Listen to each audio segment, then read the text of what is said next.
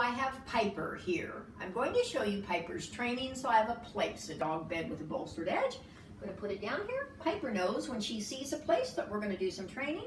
And Piper knows she's always rewarded for getting on her place the first time. Good girl, Piper, place.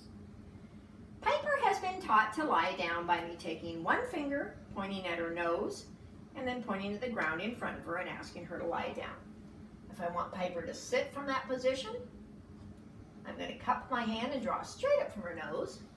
Piper knows hand signals and voice commands. I'll demonstrate again. Point at her nose, point at the ground to ask Piper to lie down. Good girl. Cup your hand and draw straight up to ask Piper to sit. Good girl, Piper.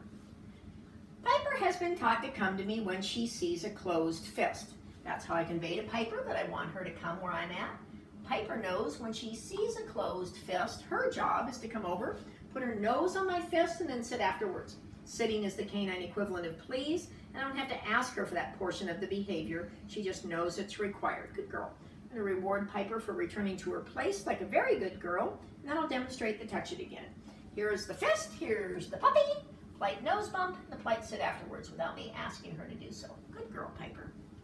Piper has been sleeping in a wire kennel at night. If I wanted her in this wire kennel, I'm going to open up the door. I'm going to call her over here. Piper, pip, pip, pip. Can you get in this kennel? I'm going to pat the bedding, reward her when she's all the way inside, and shut the door. Good girl, free puppy. Piper has always ridden in a plastic kennel in the car. The principle is the same. Open up the door, pat the bedding, reward Piper when she's all the way inside, and shut the door. Good girl, Piper, free puppy. Piper knows to sit during certain circumstances without me asking her to do so, and those include when she sees her collar, an Easy Walk harness, a leash, a dog bowl, or wants attention. I'm going to demonstrate that by showing Piper an Easy Walk harness, and wait for her to come over and do the appropriate behavior. Very nice, Piper. Once she comes over and sits politely without me asking her to do so, I can slip the harness over her head.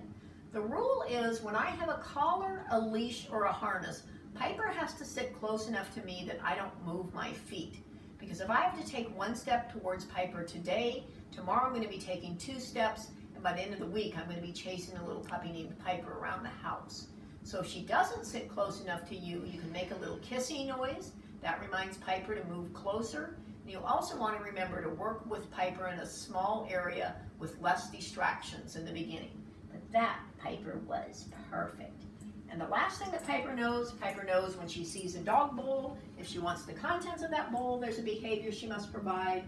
I'm going to show Piper the bowl and wait for her to sit politely without me asking her to do so. Very nice, Piper. And then I can reward Piper with the contents of the bowl.